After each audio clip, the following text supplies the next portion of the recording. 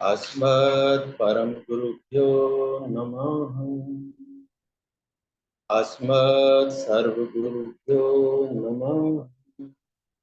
श्री राधा कृष्णाभ्यां नमः। श्रीमते रामानुजाय नमः। लंबोदरं परम सुंदरमेकदंतं पीतांबरं त्रिनयनं परमं पवित्रम् जय दिवाकर निवोज्वल कांति कांतम विघ्नेश्वरं सकल विघ्नहरं शरीरं स्वरूपं ततो कलत्रं यशश्चारुचित्रं धनं मेरुतुल्यं मनश्चैन लग्नं श्री गुरुरंघ्रिपद में ततः किं ततः किं ततः किं ततः किं नारायण नमस्कृत्य नरं चैव नरोत्तमं देवीं सरस्वतीं व्यासं ततो जयमुदीरये। जयतु देवो देवकी नंदनोऽयं जयतु कृष्ण वृष्णीवंश प्रदीप जयतु मेघा श्यामल कोमलांगम जयतु पृथ्वी भारना सोमुकंदे कृष्ण त्वदीय पद पंकज पंजिरांते अतेय में विषतु मानस राज हंस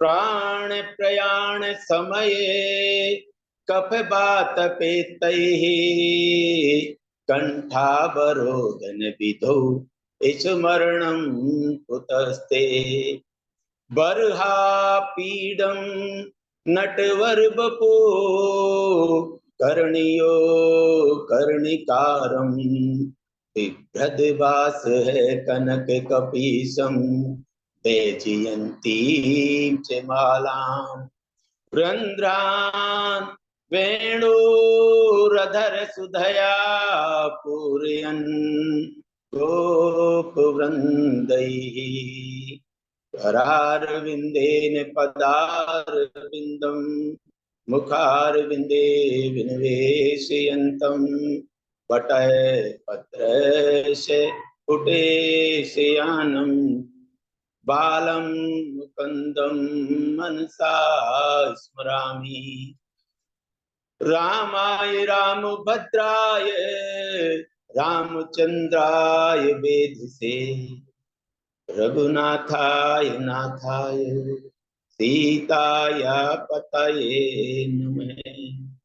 अंजनानंदनम वीरम जानकी शोकनाशनम कपीशमक्ष हंतारम वंदे लंका भयंकरम मूकं करोति वाचालम पंगुम लंघयते गिरिम यत कृपातमहं वन्दे परमानंद माधवम।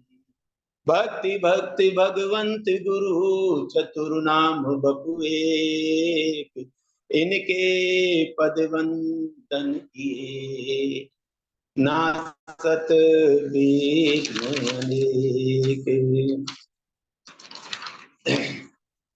अनंत कोटि ब्रह्मांड नायक अचिंत कल्याण गुणगण निधान सर्वेश्वर सर्वाधिपति अकारण करुणा वर्णालय अकारण करुणाकारक सकल जन कल शापहारक कंदर्प दर्प दलन पटियान सगुण साकार निर्गुण निराकार जगदैक बंधु करुणैक सिंधु अनंत कोटि ब्रह्मांड नायक मुनिजन हृदय सम्राट राघवेंद्र सरकार अनंत ज्योति भगवान मोक्ष मुकुंद राघवेंद्र सरकार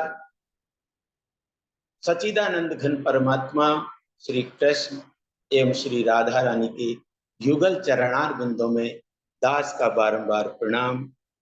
समुपस्थित भागवत भक्त कथा अनुरागी सज्जनों, भक्तिमय मातृशक्ति भगनी बांधा सिया राम मैं सब जग जानी, करे हूं प्रणाम जोर जुग पानी।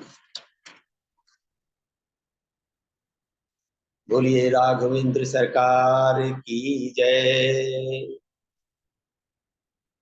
व्यासी महाराज की जय, सुखदेव जी महाराज की जय, गजानन भगवान की जय, सरस्वती मात्र की जय, गुरुदेव भगवान की जय, चारों धाम की जय, त्रिवेणी धाम की जय। बोलिए भागवत महापुराण की जय। सज्जनों, यहां हम भागवत क्या है इसके बारे में थोड़ा सा हम जानने का प्रयास करेंगे। भगवत इदम स्वरूपम भागवतम, भागवत है यह है जिसमें भगवान के स्वरूप का वर्णन है। जो भगवान का स्वरूप है, तेन तेने यम वांगमय मूर्ति प्रत्यक्ष कृष्ण एवं, यह भागवत साक्षात भगवान की प्रत्यक्ष शब्दमयी मूर्ति ही है। भागवत है प्रोक्तम भागवत, भागवत वह है जिसका भगवान ने उपदेश दिया है, उपदेश किया है। भगवत्या श्री राधाया गुप्त चरितम यस्मिन् तद भागवत, भागवत वह है जिसमें राधा रानी के पावन गुप्त चरित्र का वर्णन किया है, वह भागवत है। भगवतो श्री राधा कृष्णयो इदम स्वरूपम भागवतम, जिसमें राधा कृष्ण के युगल शरीर का वर्णन है, चरित्र का वर्णन है, वह भागवत है। भक्ति ज्ञान विरागाणाम यस्मिन् तत्वम भागवतम, भक्ति ज्ञान विरागाणाम तत्विन यस्मिन् तद भागवतम, जिसमें भक्ति ज्ञान वैराग्य के तत्वों का वर्णन किया गया है, वह भागवत है। भागवत के अंदर भा ग व त चार अक्षर हैं, जिसमें से भाष्यते सर्व वेदेषु गायते नारदादिभिः वदन्ति त्रिलोकेषु तरन्ति भवसागरा। भाष्यते वेद सर्व वेदेषु, जिससे समस्त देवता प्रकाशित होते हैं और जिसको तीनों लोकों में नारद जी के द्वारा गाया जाता है। तरंती भवसागरा, जो भवसागर से पार करने वाली है, वह श्रीमद् भागवत है। भा कीर्ति वाचको शब्द ककार ज्ञान वाचके, वकार वैराग्य वैराग्य दस्येव तकार संस्कृते तारके, अर्थात भा कीर्तिवाचक शब्द है, गकार ज्ञानवाचक शब्द है, वकार वैराग्य प्रदान करने वाला है, और तरंती भवसागरा, भवसागर से पार करने वाला है। और महाराज श्रीमद् भागवत के अंदर 10 लक्षण हैं, वह महापुराण है, और पुराण के अंदर 5 लक्षण होते हैं। तो सर्गस्य प्रतिसर्गस्य वंशो मनमंतराणि च वंशाचरितम दस्येव संस्कृते पुराणम पंच लक्षणम। इस प्रकार से सूक्ष्म सृष्टि, स्थूल सृष्टि और सूर्य चंद्रमा के वंश का वर्णन और मनमंत्र में होने वाले राजा और भगवान के भक्तों का वर्णन है इसमें। इसलिए इसको जो है पुराण कहते हैं। इसके अतिरिक्त श्रीमद् भागवत के अंदर 10 लक्षण होने के कारण इसको महापुराण कहा गया है। जाने बिन ने हुई परतीति, बिन परतीति होत नहीं प्रीति। जब तक किसी विषय वस्तु के बारे में या भगवत भक्त प्रेम के बारे में या सांसारिक वस्तु के अंदर जब तक हम पूरी जानकारी, उसका ज्ञान नहीं हो जाता, तब तक उस वस्तु के अंदर, ईश्वर के अंदर और उस सत्ता के अंदर हमको प्रेम नहीं मिल सकता। जानकारी, ज्ञान होने के पश्चात ही उस प्रभु का जो हमको जो है ज्ञान प्राप्ति होती है। सचिदानंद रूपाय विश्वोत्पत्त्यादि हेतुवे तापत्रय विनाशाय श्री कृष्णाय वयं नमः। सत स्वरूप, चित स्वरूप, आनंद स्वरूप, जो कि इस सृष्टि के सृजन करता, पालन करता और संहार करता एकमात्र हेतु, और ये तीनों तापों के नाश करने वाले हैं। तीनों ताप हैं दैहिक, दैविक, भौतिक तापा। मानस के अंदर बहुत अच्छी तरह से तुलसीदास जी महाराज कहते हैं, दैहिक, दैविक, भौतिक तापा, राम राज काहू नहीं व्यापा। तो दैहिक हमारे शरीर के ताप हैं, शरीर के जो रोग हैं उनको मिटाने का काम। भौतिक संसार का जो दुख है, संसार का जो ताप है, संसार के द्वारा दिया हुआ जो दुख है, उसको मिटाने का काम। तीसरा है दैविक, देवताओं के द्वारा जो दिए जाने वाला ताप है, उसका नाश करने वाले एकमात्र प्रभु। ऐसे सच्चिदानंद घन परमात्मा श्री कृष्ण राधा रानी के श्री चरणों में बारंबार प्रणाम है और उनको नमस्कार है। तो सज्जनों, आज का वक्तव्य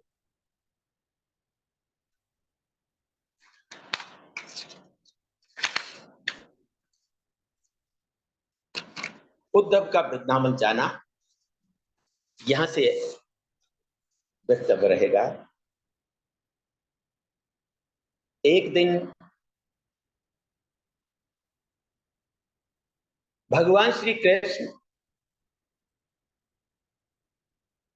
गुरुकुल से शिक्षा प्राप्त कर और मथुरा लौटते हैं। गुरु जी का आशीर्वाद लिया, गुरु जी ने आशीर्वाद दिया है और वहां से लौटकर मथुरा आते हैं। और मैया देवकी ने एक दिन भोजन परोसा।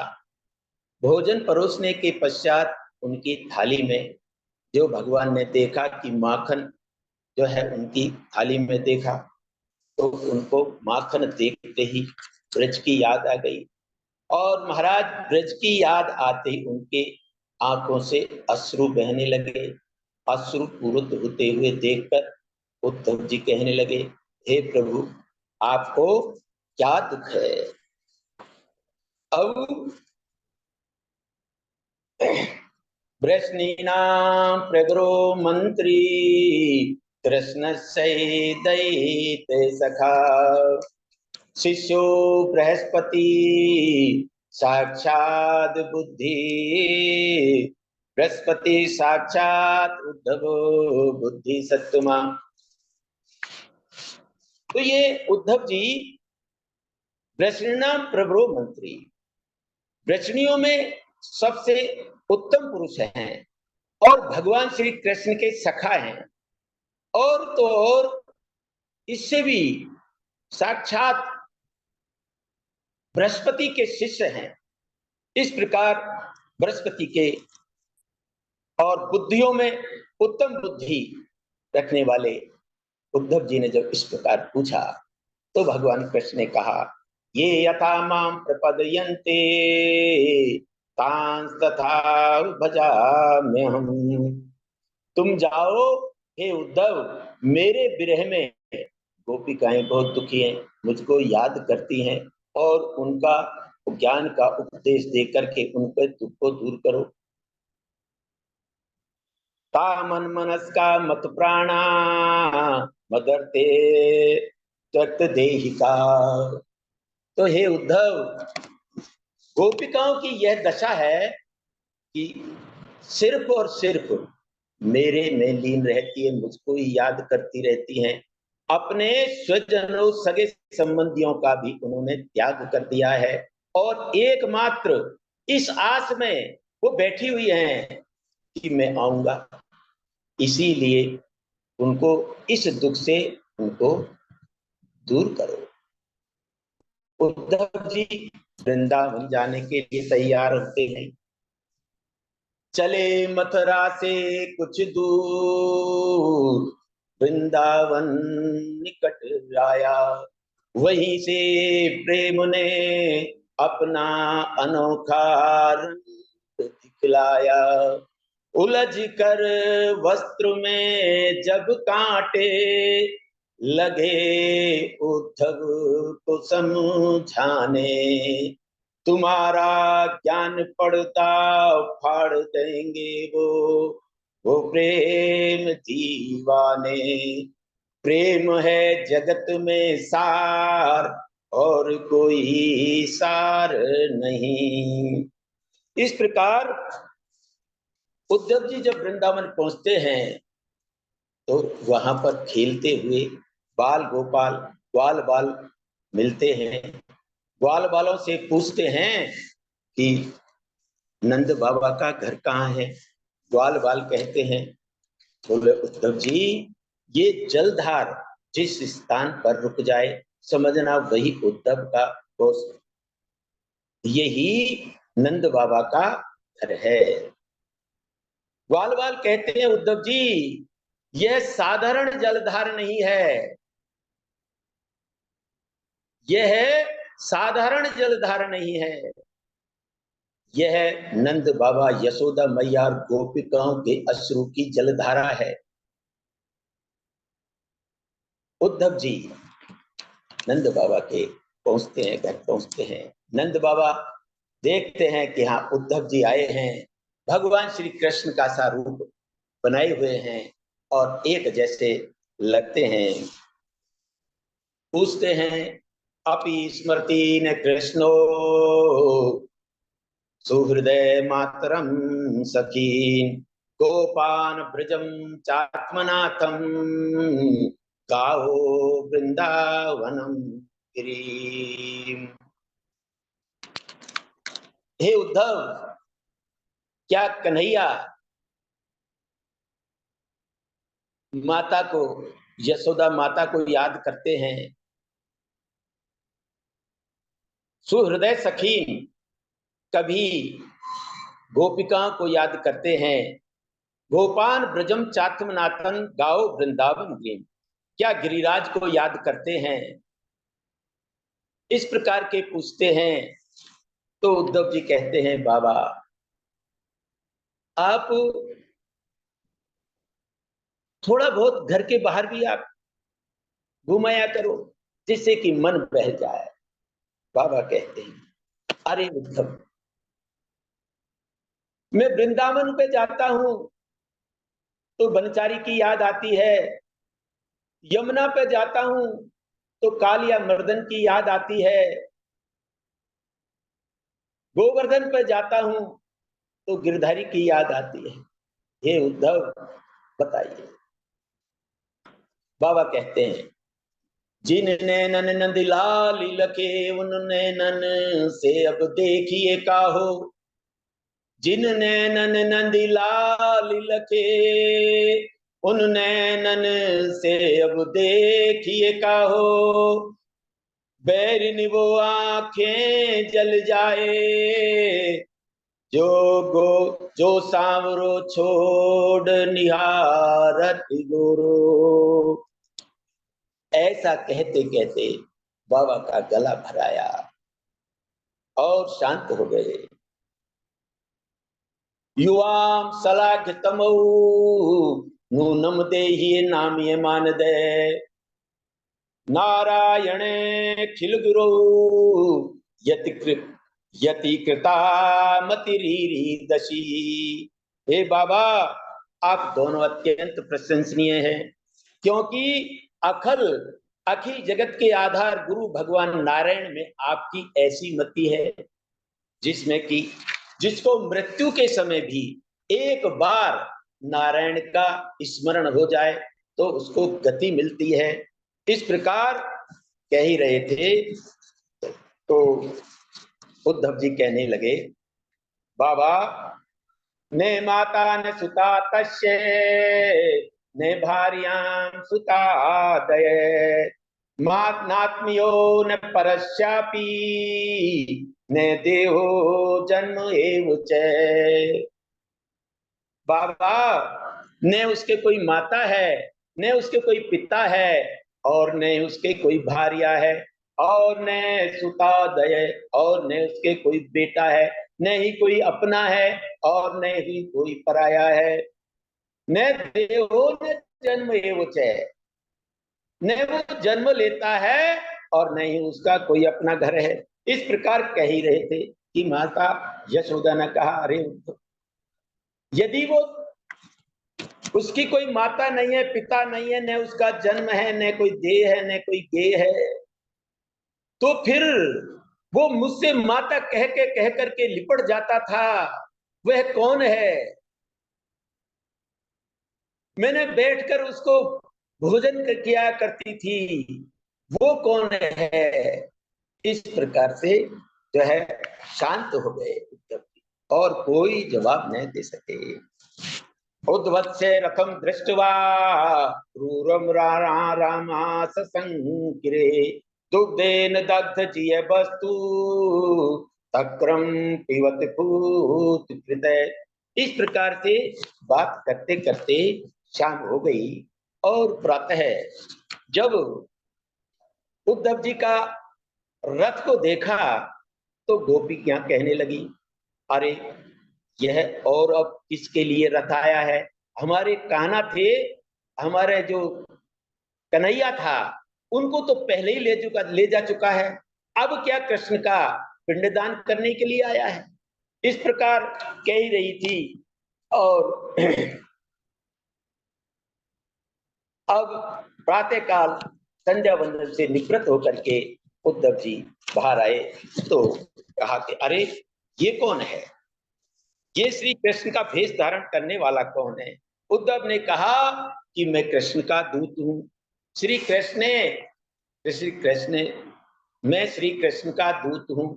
तब गोपिकाओं ने कहा, श्री कृष्ण का दूत है तो उनके माता पिता के समाचार के लिए आप आए होंगे, उन्होंने भेजा होगा, क्योंकि जिस प्रकार से काम निकल जाने के पश्चात जैसे पेड़ पर फल लगते हैं तो पक्षी आकर के और वहां बसेरा करते हैं, जैसे पेड़ से फल समाप्त होने के पश्चात पक्षी उड़कर चले जाते हैं, और जिस प्रकार विद्याधन करने के बाद गुरु जी को जो है शिष्य भूल जाते हैं, या यजमान के यहाँ जो कोई भी जो ब्राह्मण आता है और उसका पूजन अर्चन बंदन करने के पश्चात, उसका काम करने के पश्चात और उनका कोई संबंध नहीं रहता, इस प्रकार से अब कृष्ण का काम निकलने के पश्चात अब यहाँ भैया हमें पूछने वाला कौन है? इस प्रकार कह ही रही थी कि वहां एक भ्रमर आ गया और किशोरी जी ने उस भ्रमर को देखा तो श्री कृष्ण का दूत समझकर उससे कहने लगी, मधुपुकी तब बंधो माँ स्पृशांग्रि से पतन्या कुछ विलुलित माला कुछ विलुलित माला कुमकुमाश्रुमाश्रुभिर्न बहतु मधुपति स्तन्मानी नाम प्रसादम प्रसादम यद सद सुबिडमय यस्य दूतास्य त्वमृत्रिक। अरे मधुप, तू कपटी सखा का तेरा मित्र भी कपटी है और तू भी कपटी है, क्योंकि तेरे, क्योंकि इसलिए मेरे पैरों को मत छू, तेरे इन मूछों में मनीनी, मथुरा की मनीनी स्त्रियों के वक्षस्थल का केसर लगा हुआ है, इसलिए तू मेरे पैरों को मत छू।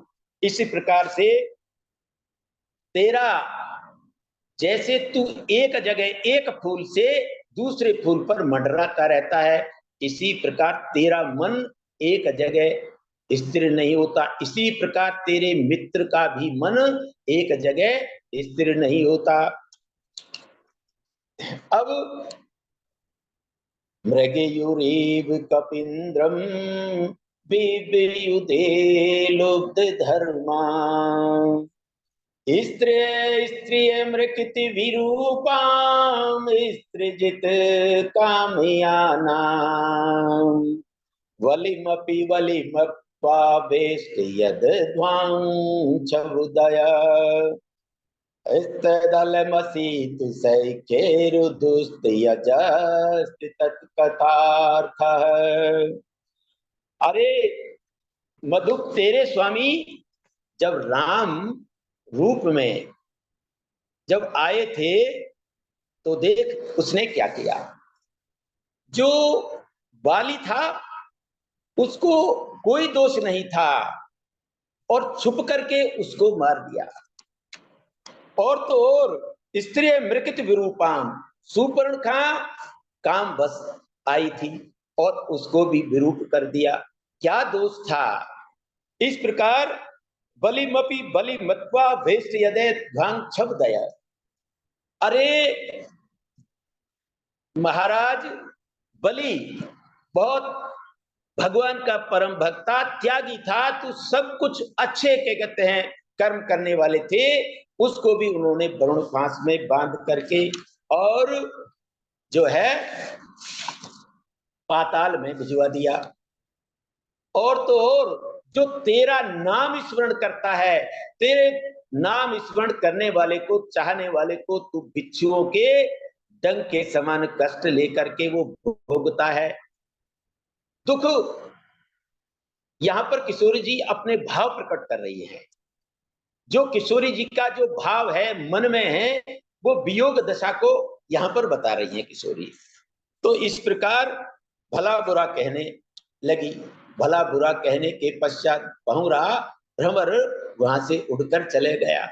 इसी के पश्चात मन में किशोरी जी पछताने लगी, अरे मैंने ये क्या कह दिया, मुझे ऐसा नहीं कहना चाहिए।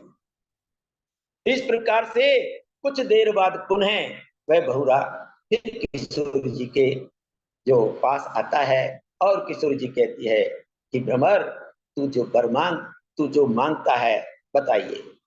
इस प्रकार से यह दृश्य उद्धव जी देख ही रहे थे। सुना जब प्रेम का अद्वैत, तो उद्धव की खुली आंखें, पड़ी थी ज्ञान मद की धूल, जिसमें वह धुली आंखें, हुआ रोमांच तन में, बिंदु आंखों से निकल आया, गिरे श्री राधिका पद पर, कहा गुरु मंत्र यह पाया, है प्रेम जगत में सार, और कोई सार नहीं। इसी प्रकार गोपियों की वृत्ति को देखा तो कहने लगे,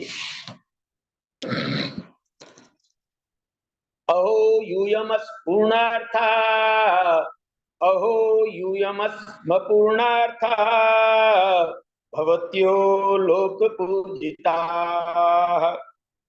वासुदेवे भगवती यासामित्यर्पितं मनः।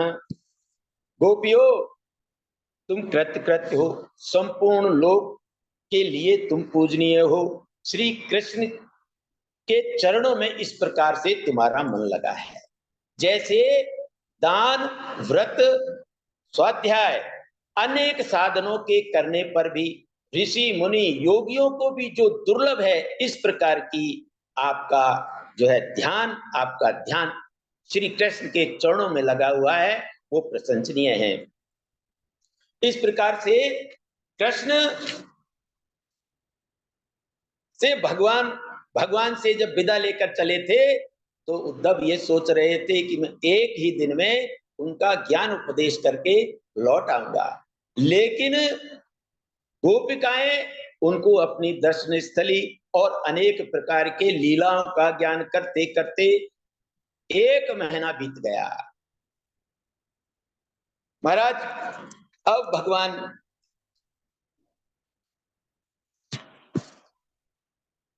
उद्धव जी कहते हैं, आशा महो चे चरण रेणु जुषा मयम श्याम वृंदावन बने किमपि गुलमिलतो सिद्धीना या दुस्सजन स्वजन मार्य पंथम चहित्वा भेजेर मुकंद पदवी श्रुतुभिर्विज्ञान।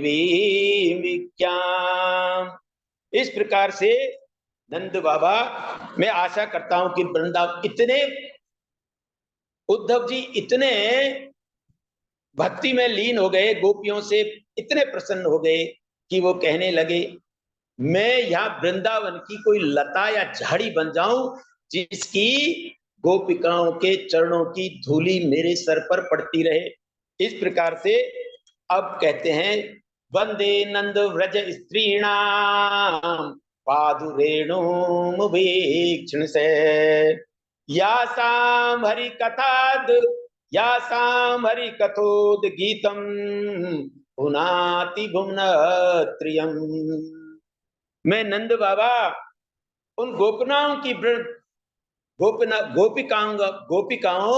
की चरण धूलि की बारंबार वंदना करता हूं, जिससे उनके द्वारा कृष्ण के चरित्र से तीनों लोग पवित्र हो रहे हैं। इस प्रकार उद्धव आए थे ज्ञानी बनकर, और अब चले हैं भक्त बनकर। इस प्रकार से जब देखा तो उनके मन में कि ये भगवान से आकर कहने लगे, उद्धव जी, अरे कन्हैया प्रभु, आप इतने निष्ठुर हो, जो गोपिकाओं के प्रेम को आप ठुकरा करके और इस प्रकार के उनको जो है कष्ट दे रहे हो। भगवान कृष्ण ने कहा, रे उद्धव, मैं उनसे अलग नहीं हूं, मैं 2 शरीर 1 प्राण हूं, मेरा प्राण ही उनके अंदर जो गमन करता रहता है।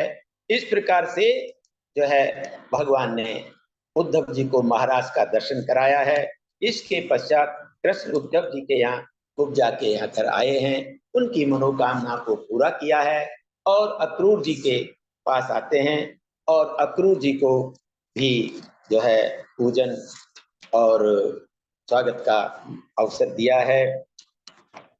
स्तुति करते हैं अक्रूर जी, अदेश नो बसताय खल घूरी भागा, यह सर्वदेव पितृभूति निर्देव मूर्ति, यत पाद शौच सलिलम पुनाति जग पुनाति, यत पाद शौच सलिलम त्रिजग पुनाति, से त्वं जगद्गुरुर्दोषज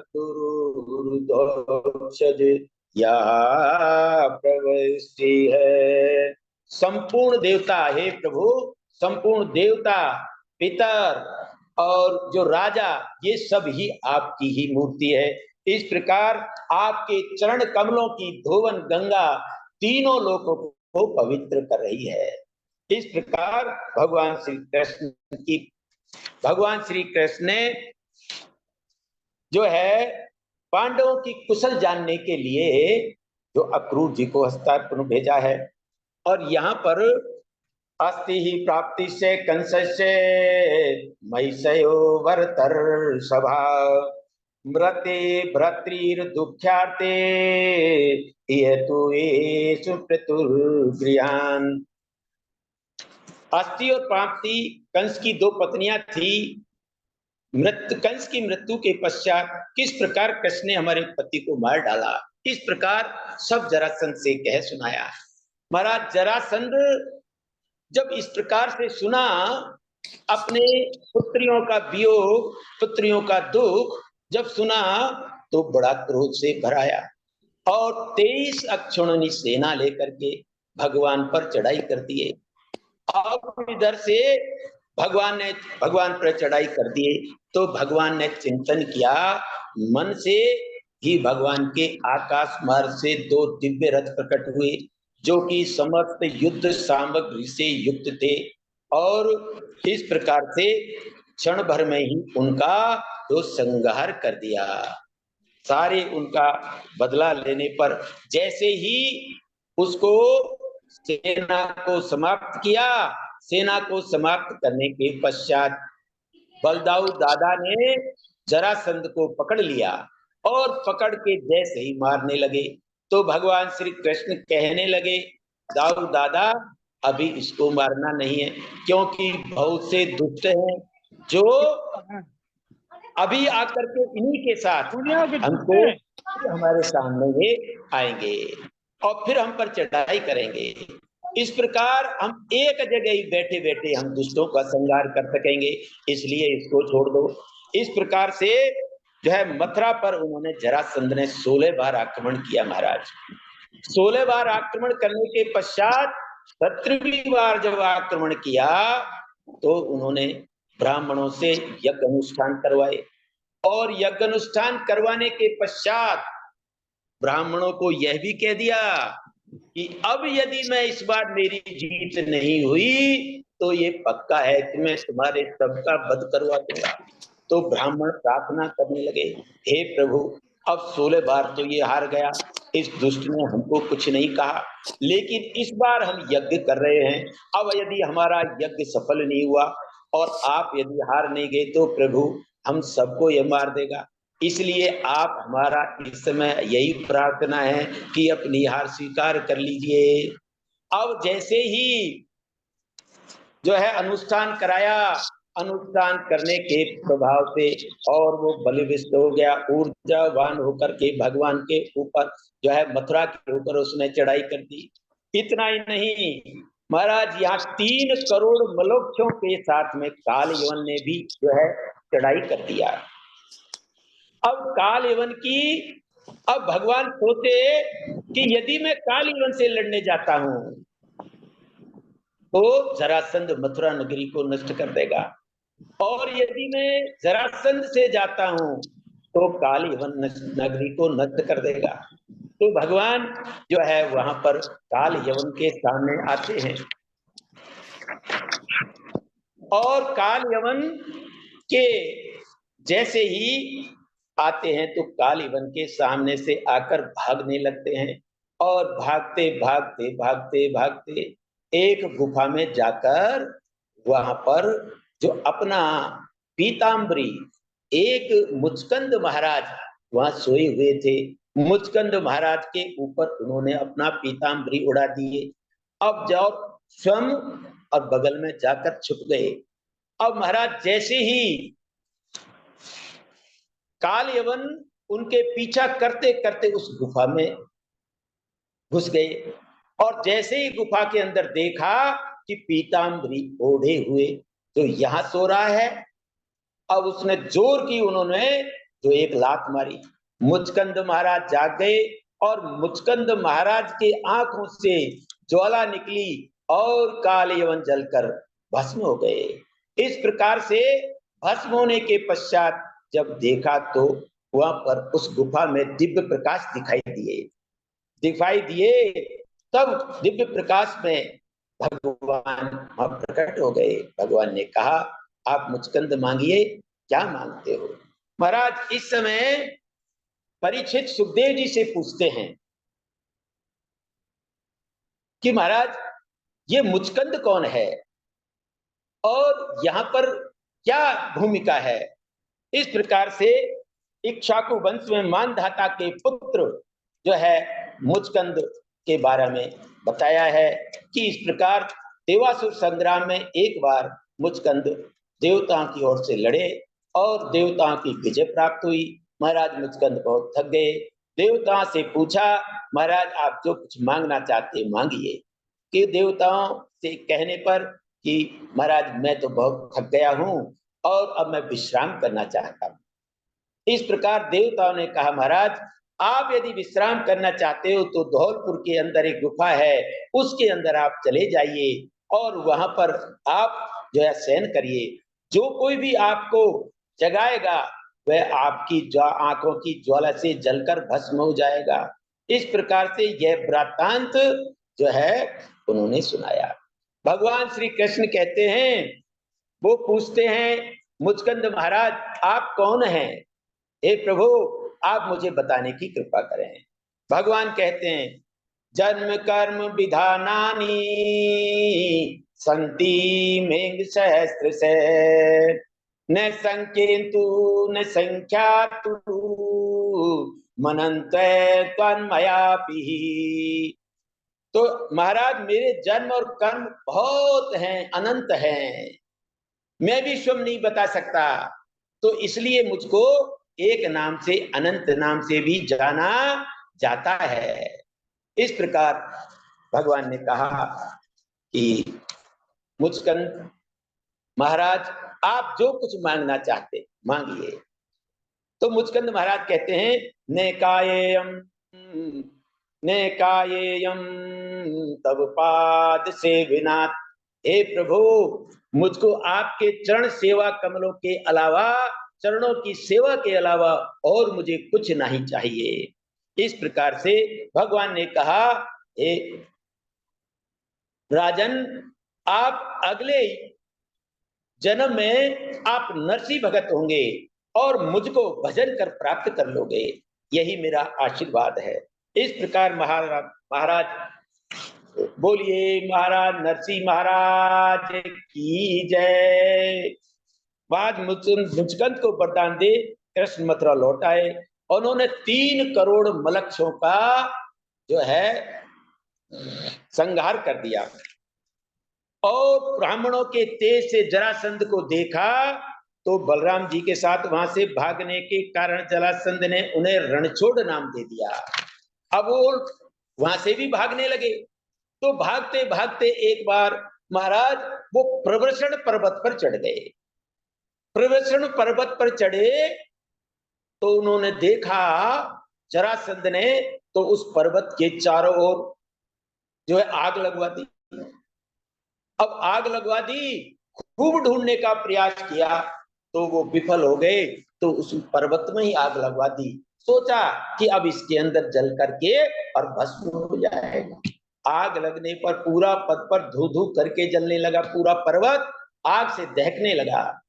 तो महाराज 11 योजन का पर्वत जिस पर से दोनों भाई कृष्ण और बलदाऊ जी ने छलांग लगाई और द्वारका पहुंच गए। इस बोलिए भक्त वत्सल भगवान की जय। अब महाराज द्वारका, इसमें अनर्थ देश के राजा हुए हैं रेवत। रेवत अपनी पुत्री के जो विवाह योग्य वर की तलाश में ब्रह्मा जी के पास गए। ब्रह्मा जी से कहा कि प्रभु, जब जो देखे ब्रह्मा जी के वहां तो वहां नृत्य गान चल रहा था। अब नृत्य गान को देखते भगवान जो है रेवत जी ने उनसे कुछ नहीं कहा। जब वो समाप्त हो गया तब वो कहा कि प्रभु मैं अपनी बच्ची के जो है योग वर के लिए आया हूं।